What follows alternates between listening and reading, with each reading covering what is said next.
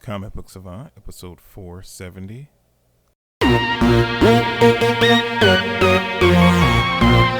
Welcome back to the Comic Book Savant podcast. I'm your host, James Harris. This episode, we're going to be doing a creator spotlight. I know I haven't done one of these in a while, and I had posted on the Savant Society Facebook group, and you guys made some suggestions at the beginning of the year when I made a post on there about episodes you would like to see me do more of, or new concepts or ideas you wanted to see me do. So this was brought back to my attention, and I hadn't realized how long it had been since I had last done creator spotlight, so I thought it would be cool to do that. This episode, we're going to be talking about Charles Soule or Charles Soule. I've heard it pronounced both ways. I don't know how he pronounces it specifically, but I've always been saying Charles Soule. But before we get into this episode, I want to let you know this episode is sponsored by Savant Society member Chris Rivers. Thank you for your support on Patreon, and thank you for sponsoring this episode. So let's dive into it.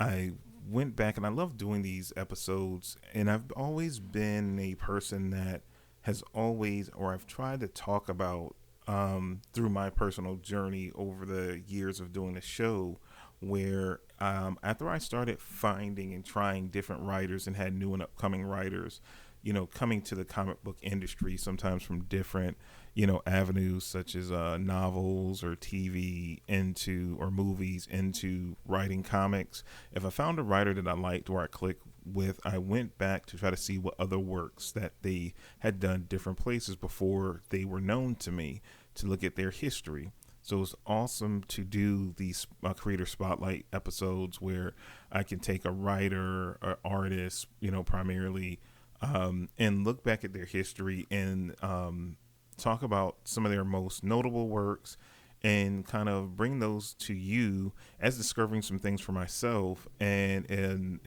to explore more their writing. If you liked them writing something for like Marvel or DC, you might or you might not known they've ever written anything for one of those publishers or Image or other independent publishers. So it's always a good thing to have this kind of reference and to explore beyond what you might initially know of a creator to see their full body of work, because you might be surprised certain things they worked on, or they tried something that wasn't relatively successful because people didn't know, and it will go back and get popular later.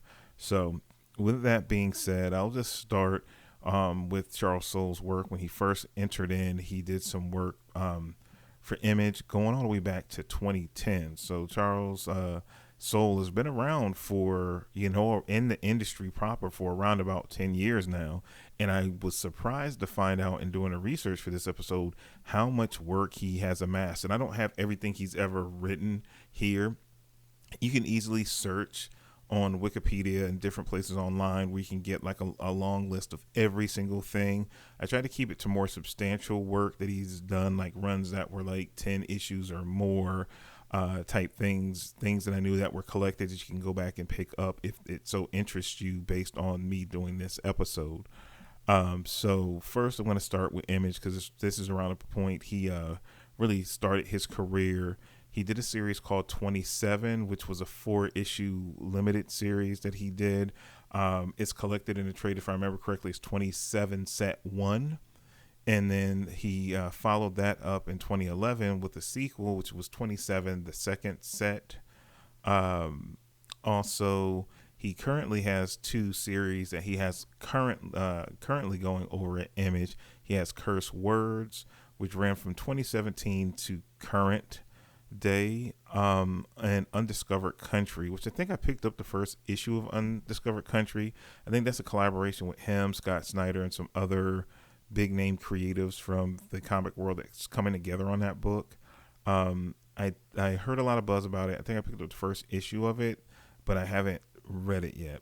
And I've seen Curse Words, but I don't think I've picked that up. But I might in the future pick up at least the first issue and read that to see how I like it. From there, he's done work over at DC. Some of his most notable work was Swamp Thing Volume 5.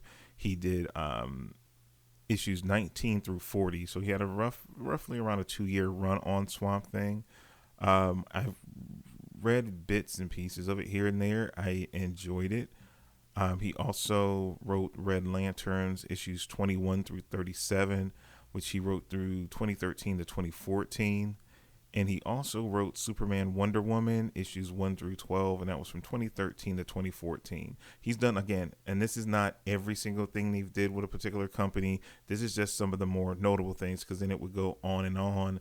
And, all the time, Wikipedia and things like that aren't 100% reliable. So I try to pull as much research I can from a lot of different places, but then it would make for these episodes to be like so much longer. So I try to condense it to give you guys a rough idea to kind of where to start. And if you want to, pick up some things, if they interest you on that writer, I try to pick the most things that I think that's most accessible and that I can find multiple places. So I know you guys could pick it up if it piques your interest. Then over at Marvel, he has done a ton of work, and this is just a fraction because he's done a lot of fill-ins and smaller things in his time with Marvel. But here's some of the most notable works. We have, he's done Thunderbolts Volume 2, issues 12 through 26. I've read some of that stuff. Again, he wasn't on my radar at that point. I enjoyed what I read of that run.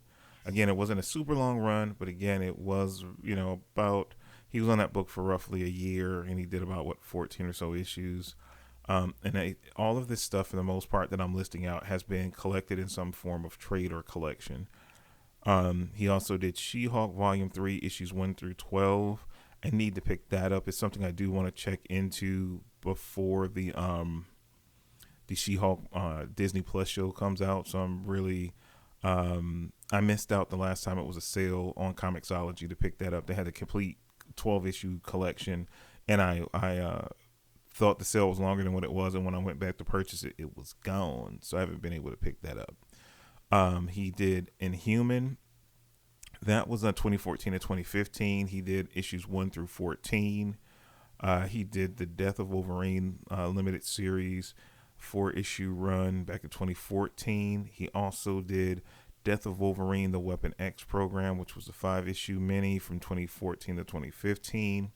He also wrote Wolverines. That was an ongoing series spinning out of the Death of Wolverine events. And he wrote issues 1, 3, 5, 7, 9, 11, 13, 16, and issues 19 and 20. He wrote those issues in 2015. In 2015 to 2016, he wrote issues 0 through 20 of Uncanny Inhumans. He also wrote issues 1 through 5 in 2015 of Inhumans Atlantean Rising. Also, he wrote Civil War Volume 2, issues 1 through 5. And this is around the point where he really started coming on my radar heavily. I read ins and outs and issues here and there of the stuff I had noted before then. When he started going over and doing some Star Wars stuff is when I really start reading more of Charles Soule's work. Up until this point, I had read a few issues here and there of Swamp Thing. I read like Inhuman, a couple of issues of that, or Uncanny Inhumans. One or the other, I read one of those. I read some of his Thunderbolts, but when he started delving into Marvel's Star Wars line of books is when I really start reading more of his stuff, and he really came on my radar. So I read, he did Star Wars Lando issues 1 through 5. It was a 5-issue limited series that was really good, and if you haven't had a chance to check it out, definitely pick that up. It's a really good mini series. I don't think I reviewed in a Cutting the Stack episode, I think the first issue of it. I went back because I really liked it, and I got the trade. I will look to do a review of the trade sometime in the future because he's really becoming the main guy over at Marvel in that Star Wars line of books, and he's been really knocking it out the park. Let's see. So that was in 2015. Then he did All New Inhumans, which was the 4-issue limited series from 2015 to 2016. He did a run on Daredevil Volume 5. He did issues 1 through 28. Then they went back to the original numbering, and he did issues 595 through 612 from 2015 to 2018. I've heard good things about that. I think I picked up the first trade. I haven't read it yet, but I was curious about the direction I saw that he was taking the book, so I want to check it out at some point. He did Star Wars Obi-Wan and Anakin, a 5-issue limited series that's really good. I reviewed it, if I remember correctly. I reviewed that series on the YouTube channel, where I have a review of that over there. That was in 2016. He did a Daredevil Punisher 7 Circle. It was I don't know if was this a limited series or not, but it was 8 issues long. It was in 2016. He also wrote Star Wars Poe Dameron. That went from 2016 to 2018. He wrote issues 1 through 31. He did Death of X, a 4-issue limited series. He did issues 1 through 4, 2016. He also wrote Inhumans versus X-Men, issues 0 through 6 from 2016 to 2017. He also wrote Star Wars Darth Vader, Dark Lord of the Sith, issues 1 through 25. That ran from 2017 to 2018. If I remember correctly, I reviewed the first 2 trade collected editions of that series on the YouTube channel as well. I think I have a Star Wars review playlist, but you can find the review for the first 2 trades on there. And then he also wrote Astonishing X-Men Volume 4, issues 1 through 12 from 2017 to 2018 as well.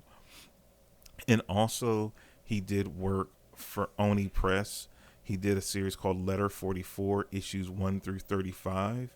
I forgot to write down what year that was, but he also did that series as well. Pretty much all this stuff has been collected.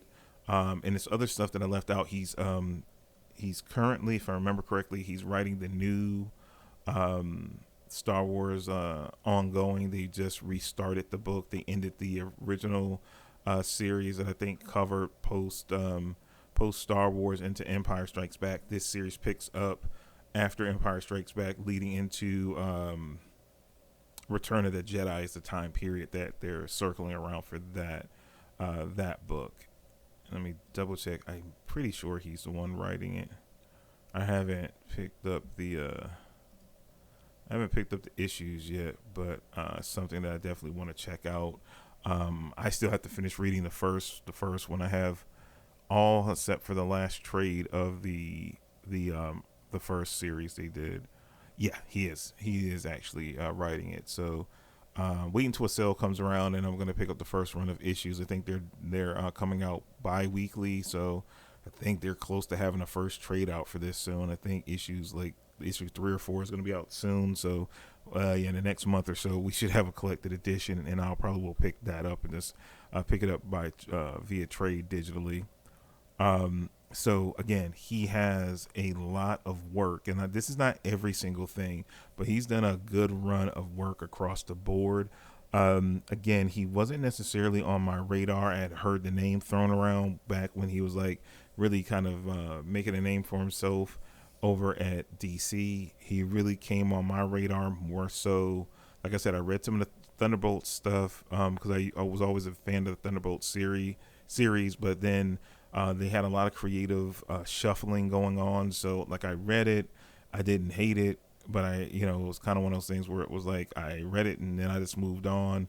It was later on, once he started delving into the Star Wars arena, and I wasn't reading any of the main universe books, not that heavily at the time. I was picking up the Star Wars things because there were little investment. They had a lot of limited series that different creators were going on. And I just start picking the stuff up, and I really gravitated to it. That's like I said, the Lando intrigued me, and I saw he was a writer on it. When the Obi-Wan and Anakin came out, he really got on my radar and caught my attention. Poe Dameron, I haven't read that yet. I heard good things about the series, so it's all things that I definitely want to check out. He's become one of those go-to writers, and I totally loved his Darth Vader, Dark Lord of the Sith. What I read, I have all the trades for it. I've read the first 2. Again, certain things I won't read straight through because I wait for sales and stuff to come out, and I rotate through different books that I read for stuff that I want to read and want to cover for the show. And I try to give like a lot of variety. So I like, if I read something, even if I'm really into it, I kind of cycle to another book just to work through, because I have such massive backlogs, which we all do. I know in the Facebook group we talk about it all the time. Like, some people are more religious readers than others, where they have a schedule, they set time aside for reading. For me, it's so different because creating content, spending time with family, I kind of pick and choose my battles, because sometimes I want to do a movie review, I have to take time and do notes on that, coming up with content, working on the website. Like, it's a lot of different areas that my time has got to be stretched in. So when I read stuff, I'm really moody about it as well, because if my certain times I'm in a mood for sci-fi or swashbuckling or street vigilante, heroism. The one thing I think that gravitates me to Charles Soule as a writer, everything that I've read of his that I've enjoyed, he's not like just sci-fi. He's done She-Hulk, he's done Inhumans, he's done Mutants, he's done the supernatural and occult with like a Swamp Thing, he's done deep outer space stuff with like Red Lanterns, he's done superheroic icons as far as Superman and Wonder Woman. He's done so many different takes, and he's not stuck to one genre. He's talented enough writer that he can flow throughout the different genres and do it extremely well, competently, and he is just a solid, very good writer. And I think he's found a niche within the Star Wars universe, because you can see he has a love and reverence for the characters and the world. I just love the little wrinkles he puts in, especially in the Obi-Wan and Anakin miniseries. It's not a lot. It just shows a lot in the regards of Obi-Wan's and Anakin's relationship. I felt like this book would have been an awesome section of a movie instead of the prequel that we got for the Clone Wars. And we had that 10-year gap that went on. This movie fits perfectly in that, so you can actually see how their actual relationship was together when they went out on missions, and how they were close, and how the dynamic of their relationship worked, and how they would butt heads. I felt like this was something that really would have came in handy if we ever had saw it on screen. But it's the one thing I do love about what Marvel has done with the Star Wars properties. They have done a really good job in fixing the screw ups that the movies have done over the years, and they go out and flesh it out more and make it fit better and give more context to the things that happen off screen. And he's really done a great job with that, with the different things he's had, and brought spotlight on little throwaway characters. Lobot in the Lando series is someone that got a lot of shine. So he's just a really good writer, and he's been on my radar. Again, I haven't read enough of his works to be like he's one of my favorite writers, but he's one of my favorite current writers. He's not on that all-time list quite yet, because I need to. It's not his fault, it's my fault. I need to read more of his extended works. And again, he has, just for 10 years in the game, and this is not everything, that's a huge list for you guys to go like pick through. I will try to put some links down on the website. If you go to the posting for this episode on the website, I'll try to put some links. I'll put some affiliate links down to some of this stuff. This list is so massive, and it's even more trades, because these runs are comprised of a lot of different trades. I'll put some highlights or some of my favorite. I'll put links down below. So if you go to comicbooksavant.com and you see the posting for this episode, you'll see those affiliate links. If you click on those, that will help me tremendously. Also, before I get out of here, thank you so much, Chris, for your continued support, and for all the patrons. Again, if you like the content that I create and you would like to consider becoming a Patreon supporter, you can go over to patreon.com/comicbooksavant. I have multiple different tiers. For as little as $1 a month, you get in the introductory tier, which gets you access to the Comic Book Savant Extra podcast feed, which is exclusive to Patreon, and also you gain early access to regular episodes of the main show as well. So you get some basic benefits there with a $1 tier, and I have a $3, $5, and then $7 tier. So you get more benefits and more unlockables and more access to me through the different tiers. And again, everything you do to support goes into increasing the quality of the show and all the behind the scenes things. So again, I appreciate everyone's support, everything you guys do. This has been a great year so far. It's more great content coming down the road. A lot of stuff you guys have helped me come up with. So you're going to see new show types coming up that I'm not going to tell you about. I want you guys to be surprised based on all of your recommendations. And if you haven't done so yet, if you are on Facebook, look for the Savant Society Facebook group. It is facebook.com/groups/the Savant Society, all one word. You can request to join the group. Once I see your request, I will approve it. You can come in. We talk comics. Again, I ask you guys questions as far as concepts and things that I want. I'm thinking about doing for the show, things that you want to see me do on the show. So we have a dialogue back and forth, and it's been fantastic, and it has helped me so much in determining what direction I want to go with the show, because I want to give you guys as the audience the best content and the most useful content that I can. So by having your input is paramount to allow me to create the content that I enjoy and that's going to be most useful to you. So the only way I can do that is by interacting with you. If you don't join the Facebook group, or if you're not on Facebook, you can always email me, comicbooksavant@gmail.com. You can always follow me and message me on social media, on Twitter or on Instagram. It's at comicbooksavant, easy to find. And that's all I really have for you guys for this episode. If you haven't already too, I do got to do the shout out merch.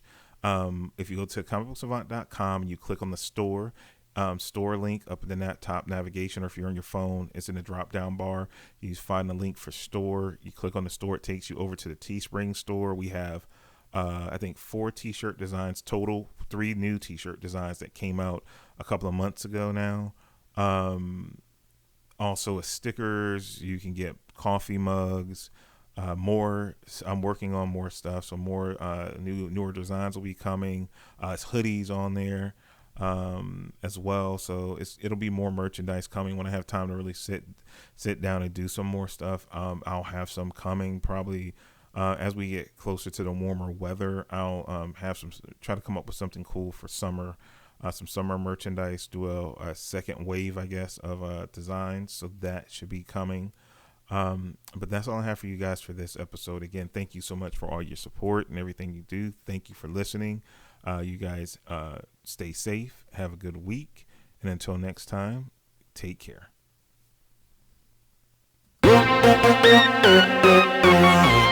Yeah.